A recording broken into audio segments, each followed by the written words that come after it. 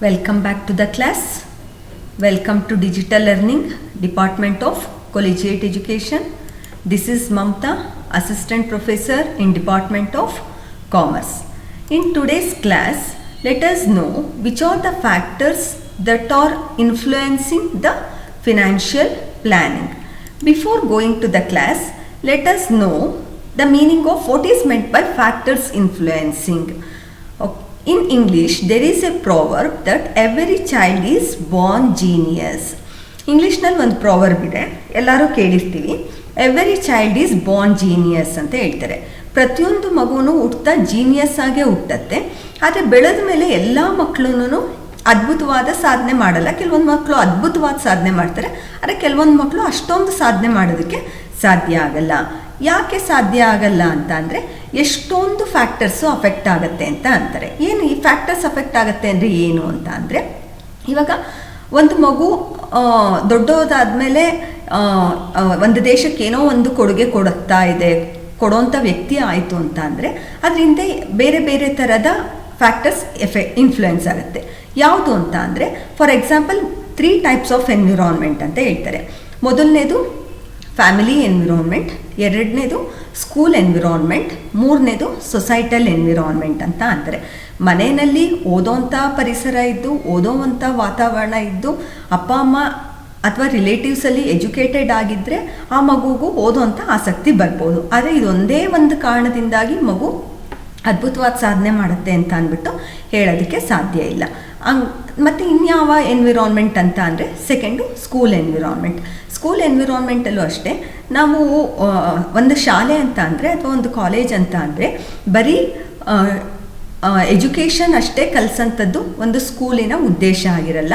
Academic ಜೊತೆಗೆ ನಾನ್ academic ವೈಸೂ ಒಂದು characters ಆಗಿರ್ಬೋದು, ಅಥವಾ ಒಂದು ವ್ಯಾಲ್ಯೂಸ್ ಆಗಿರ್ಬೋದು, ಒಂದು ಎಥಿಕ್ಸ್ ಆಗಿರ್ಬೋದು, ಇದನ್ನೆಲ್ಲ ಹೇಳ್ಕೊಡೋಂಥದ್ದು ಒಂದು ಸ್ಕೂಲ್ಸ್ ಅಥವಾ ಕಾಲೇಜಸ್ದು ರೆಸ್ಪಾನ್ಸಿಬಿಲಿಟಿ ಆಗಿರುತ್ತೆ.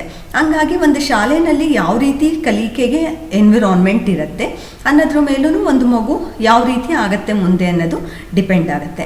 ಇದೇ ಥರ ಥರ್ಡ್ ಎನ್ವಿರಾನ್ಮೆಂಟ್ ಯಾವುದು ಅಂದರೆ ಸೊಸೈಟಲ್ ಎನ್ವಿರಾನ್ಮೆಂಟ್ ಅಂತ ಅಂತಾರೆ.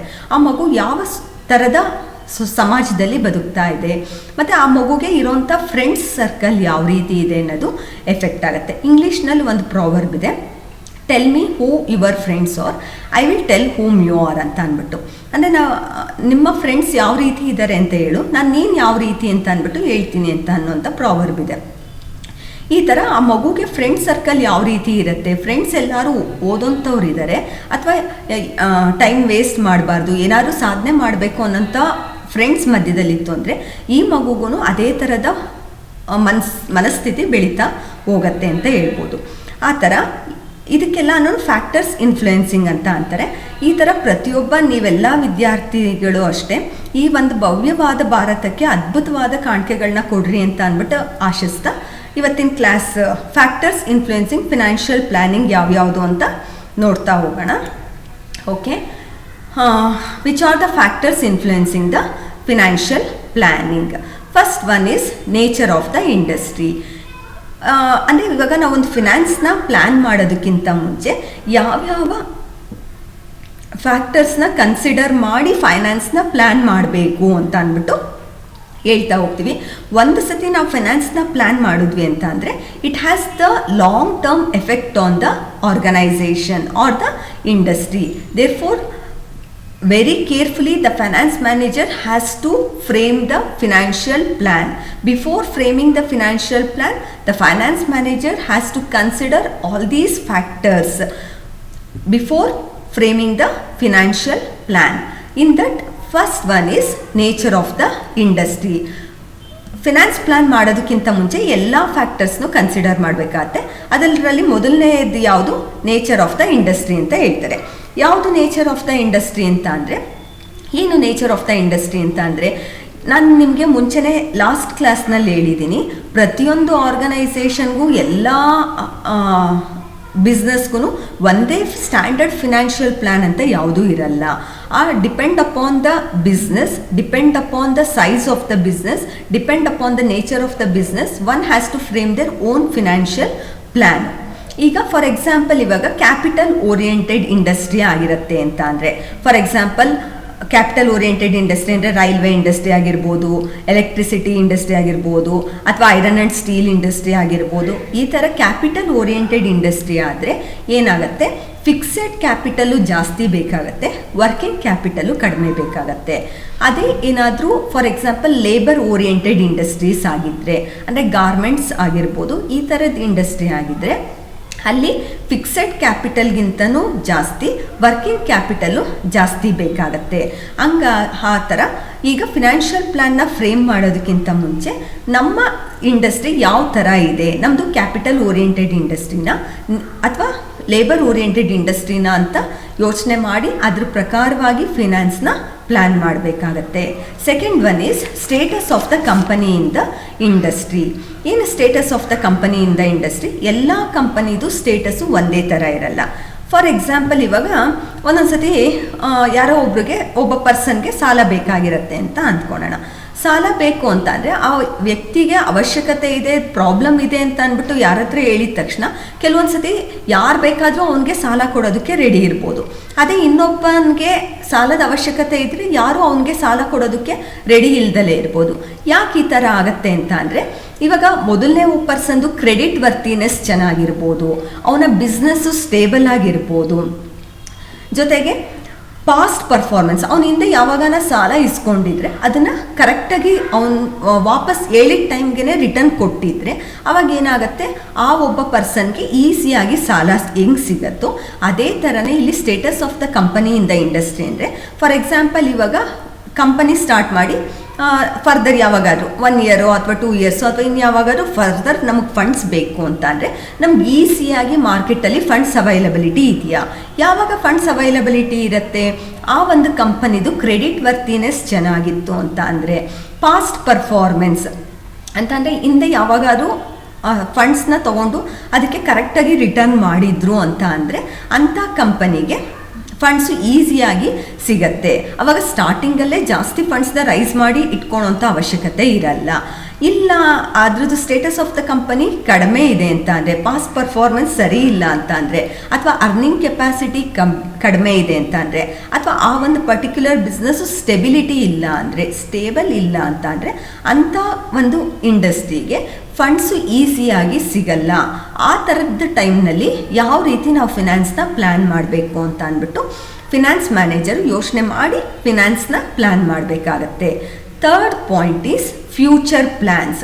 ಏನು ಫ್ಯೂಚರ್ ಪ್ಲ್ಯಾನ್ಸ್ ಅಂತ ಅಂದರೆ, ಈಗ ಫಾರ್ ಎಕ್ಸಾಂಪಲ್ ಒಂದು ಕಂಪನಿಗೆ ಫ್ಯೂಚರ್ನಲ್ಲಿ ಎಕ್ಸ್ಪ್ಯಾನ್ಷನ್ ಮಾಡಬೇಕು ಅಥವಾ ಬೇರೆ ಬೇರೆ ಸ್ಟೇಟ್ಸ್ನಲ್ಲಿ ಹೊಸ ಒಂದು ಕಂಪನಿನ ಸ್ಟಾರ್ಟ್ ಮಾಡಬೇಕು ಅನ್ನೋಂಥದ್ದು ಐಡಿಯಾ ಏನಾದರೂ ಇದ್ದರೆ, ಅಂದರೆ ಎಕ್ಸ್ಪ್ಯಾನ್ಷನ್ ಮಾಡಬೇಕು ಅಥವಾ ಡೈವರ್ಸಿಫಿಕೇಷನ್ ಏನಾದರೂ ಮಾಡಬೇಕು ಅನ್ನೋಂಥದ್ದು ಏನಾದರೂ ಐಡಿಯಾ ಇತ್ತು ಅಂದರೆ ಆಗ ಅವನು ಯಾವ ರೀತಿ ಪ್ಲ್ಯಾನ್ ಮಾಡಬೇಕಾಗತ್ತೆ, ಫ್ಲೆಕ್ಸಿಬಲ್ ಪ್ಲ್ಯಾನ್ನ ಇಂಪ್ಲಿಮೆಂಟ್ ಮಾಡಬೇಕಾಗತ್ತೆ. ಅಥವಾ ಫ್ಯೂಚರ್ನಲ್ಲಿ ಯಾವುದೇ ರೀತಿಯಾದ ಎಕ್ಸ್ಪ್ಯಾನ್ಷನ್ದು ಐಡಿಯಾ ಇಲ್ಲ ಅಂತ ಅಂದರೆ ಆವಾಗ ಯಾವ ರೀತಿ ಪ್ಲ್ಯಾನ್ ಮಾಡಬೇಕಾಗತ್ತೆ ಅನ್ನೋದು ಫಿನಾನ್ಸ್ ಮ್ಯಾನೇಜರ್ಗೆ ಗೊತ್ತಿರಬೇಕಾಗತ್ತೆ. Next availability of the sources ಅಂತ ಅಂದರೆ ಏನು, ಎಲ್ಲಿಂದ ಇವ್ರಿಗೆ ಫಂಡ್ಸ್ ಸಿಗತ್ತೆ. ಫಾರ್ ಎಕ್ಸಾಂಪಲ್ ಒಂದು ಕಂಪನಿಗೆ ಎಷ್ಟೊಂದು ಸೋರ್ಸಸ್ಸಿಂದ ಫಂಡ್ಸ್ ಅವೈಲಬಿಲಿಟಿ ಇರುತ್ತೆ. ಫಾರ್ ಎಕ್ಸಾಂಪಲ್ ಇವಾಗ ಒಂದು ಕಂಪನಿ ಇದೆ ಅಂತ ಅಂದರೆ ಆ ಕಂಪನಿ ಈಕ್ವಿಟಿ ಶೇರ್ಸಿಂದ ಫಂಡ್ಸ್ನ ರೈಸ್ ಮಾಡ್ಬೋದು, ಪ್ರಿಫರೆನ್ಸ್ ಶೇರ್ಸಿಂದ ಫಂಡ್ಸ್ನ ರೈಸ್ ಮಾಡ್ಬೋದು, ಡಿಬೆಂಚರ್ಸಿಂದನೂ ಫಂಡ್ಸ್ನ ರೈಸ್ ಮಾಡ್ಬೋದು, ಪಬ್ಲಿಕ್ ಡಿಪಾಸಿಟ್ಸಿಂದನೂ ಫಂಡ್ಸ್ನ ರೈಸ್ ಮಾಡ್ಬೋದು. ಅಥವಾ for example short term sources ಆದರೆ, ಅಂದರೆ ವರ್ಕಿಂಗ್ ಕ್ಯಾಪಿಟಲ್ಗೆ ಏನಾದರೂ ಬೇಕು ಅಂತಂದರೆ ಬ್ಯಾಂಕಿಂದ ಓಡಿ ತೊಗೊಳೋದಾಗಿರ್ಬೋದು ಅಥವಾ ಬಾರೋಯಿಂಗ್ಸ್ ಆಗಿರ್ಬೋದು, ಈ ಥರದ್ದು ಎಲ್ಲ ಥರದ ಸೋರ್ಸಸ್ಸು ಇರುತ್ತೆ. ಪ್ರತಿಯೊಂದು ಸೋರ್ಸಸ್ಗೂ ಅದರದ್ದೇ ಆದ ಅಡ್ವಾಂಟೇಜಸ್ ಅಥವಾ ಡಿಸ್ಅಡ್ವಾಂಟೇಜಸ್ ಇರುತ್ತೆ. ನಾವು ಬರೀ ಈಕ್ವಿಟಿ ಶೇರ್ಸಿಂದನೇ ಫಂಡ್ಸ್ನ ರೈಸ್ ಮಾಡ್ತೀವಿ ಅಂತ ಅಂದ್ರೂ ಅದು ರಾಂಗ್ ಡಿಸಿಷನ್ ಆಗುತ್ತೆ. ಅಥವಾ ಬರೀ ಡಿಬೆಂಚರ್ಸಿಂದನೇ ಅಷ್ಟು ಫಂಡ್ಸ್ನ ತೊಗೊಳ್ತಾ ಇದ್ದೀವಿ ಅಂತ ಅಂದರೆ ಅದು ರಾಂಗ್ ಡಿಸಿಷನ್ ಆಗುತ್ತೆ. ಹಂಗಾಗಿ ಡೆಟ್ ಈಕ್ವಿಟಿ ಮಿಕ್ಸ್ ಅಂತ ಅಂತಾರೆ. ಹಂಗಾಗಿ ಯಾವ ಸೋರ್ಸಿಂದ ನಾವು ಫಂಡ್ಸ್ನ ರೈಸ್ ಮಾಡಬೇಕು ಅಂತ ಅಂದ್ಬಿಟ್ಟು ಯೋಚನೆ ಮಾಡಿ ಒಬ್ಬ ಫಿನಾನ್ಸ್ ಮ್ಯಾನೇಜರು ಫೈನಾನ್ಸ್ನ ಪ್ಲ್ಯಾನ್ ಮಾಡಬೇಕಾಗತ್ತೆ. And next general economic conditions. ಏನು ಜನರಲ್ ಎಕನಾಮಿಕ್ ಕಂಡೀಷನ್ ಅಂದರೆ, ಎಕಾನಮಿನಲ್ಲಿ ಯಾವ ರೀತಿ ಸಿಚುಯೇಷನ್ಸ್ ಇದೆ, ಅದು ನ್ಯಾಷನಲ್ ಲೆವೆಲಲ್ಲಾದರೂ ಆಗಿರ್ಬೋದು ಅಥವಾ ಇಂಟರ್ನ್ಯಾಷನಲ್ ಲೆವೆಲಲ್ಲಾದರೂ ಆಗಿರ್ಬೋದು. ಫಾರ್ ಎಕ್ಸಾಂಪಲ್ ಇನ್ಫ್ಲೇಷನ್ ಸಿಚುಯೇಷನ್ ಇದೆಯಾ ಅಥವಾ ಡಿಪ್ರೆಷನ್ನಲ್ಲಿ ಇದೆಯಾ, ಯಾವ ಸಿಚುಯೇಷನ್ ಇದೆ, ಯಾವ ಸಿಚುಯೇಷನ್ಗೆ ನಾವು ಯಾವ ರೀತಿ ಫಿನಾನ್ಸ್ನ ಪ್ಲ್ಯಾನ್ ಮಾಡಿದ್ರೆ ಒಳ್ಳೆಯದು ಅಂತ ಅಂದ್ಬಿಟ್ಟು ಯೋಚನೆ ಮಾಡಿ ಫೈನಾನ್ಸ್ನ ಪ್ಲ್ಯಾನ್ ಮಾಡಬೇಕಾಗತ್ತೆ.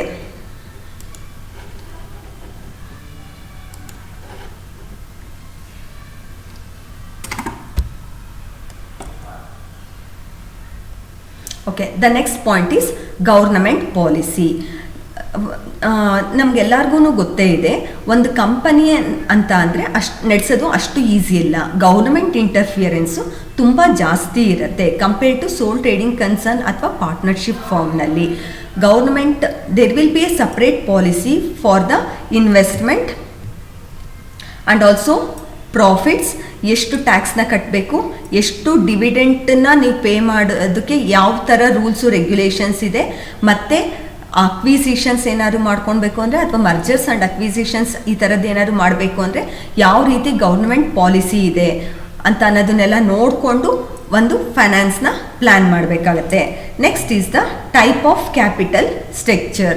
ಏನು ಟೈಪ್ ಆಫ್ ಕ್ಯಾಪಿಟಲ್ ಸ್ಟ್ರಕ್ಚರ್ ಅಂದರೆ ಈಗಾಗಲೇ ಹೇಳಿದೆ, ಒಂದು ಕಂಪನಿಗೆ ಬೇಕಾಗಿರೋವಂಥ ಫಂಡ್ಸನ್ನು ಈಕ್ವಿಟಿಯಿಂದ ರೈಸ್ ಮಾಡ್ಬೋದು, ಪ್ರಿಫರೆನ್ಸ್ ಅಥವಾ ಡಿಬೆಂಚರ್ಸ್ ಇಂದನಾದರೂ ನಾವು ರೈಸ್ ಮಾಡ್ಬೋದು. ಇವಾಗ ಫಾರ್ ಎಕ್ಸಾಂಪಲ್ ಬರೀ ಈಕ್ವಿಟಿಯಿಂದ ರೈಸ್ ಮಾಡಿದ್ರೆ ಅರ್ನಿಂಗ್ ಪರ್ ಶೇರ್ ಎಷ್ಟು ಬರುತ್ತೆ, ಅಥವಾ ಬರೀ ಪ್ರಿಫರೆನ್ಸಿಂದ ರೈಸ್ ಮಾಡಿದ್ರೆ ಅರ್ನಿಂಗ್ ಪರ್ ಶೇರ್ ಎಷ್ಟು ಬರುತ್ತೆ, ಅದರಿಂದ ಏನೆಲ್ಲ ಅಡ್ವಾಂಟೇಜಸ್ ಅಥವಾ ಮೆರಿಟ್ಸ್ ಅಥವಾ ಡಿಮೆರಿಟ್ಸ್ ಇದೆ, ಅಥವಾ ಈಕ್ವಿಟಿ ಪ್ಲಸ್ ಡೆಟ್ ಎರಡೂ ಕಾಂಬಿನೇಷನ್ ಮಾಡ್ತು ಅಂತ ಅಂದರೆ ಅದರಿಂದ ಏನೆಲ್ಲ ಮೆರಿಟ್ಸ್ ಅಥವಾ ಡಿಮೆರಿಟ್ಸ್ ಇದೆ, ಯಾವ ಪ್ರೊಪೋರ್ಷನಲ್ಲಿ ಎಷ್ಟು ಈಕ್ವಿಟಿಯಿಂದ ರೈಸ್ ಮಾಡಬೇಕು, ಎಷ್ಟು ಡೆಟ್ಟಿಂದ ರೈಸ್ ಮಾಡಿದ್ರೆ ಒಳ್ಳೆಯದು ಅಂತ ಅಂದ್ಬಿಟ್ಟು ಯೋಚನೆ ಮಾಡಿ ಡಿಸಿಷನ್ಸ್ನ ತೊಗೊಳ್ಬೇಕಾಗತ್ತೆ. ಅದಕ್ಕೆ ಟೈಪ್ ಆಫ್ ಕ್ಯಾಪಿಟಲ್ ಸ್ಟ್ರಕ್ಚರ್ ಅಂತ ಹೇಳ್ತಾರೆ. Next, magnitude of external source of finance.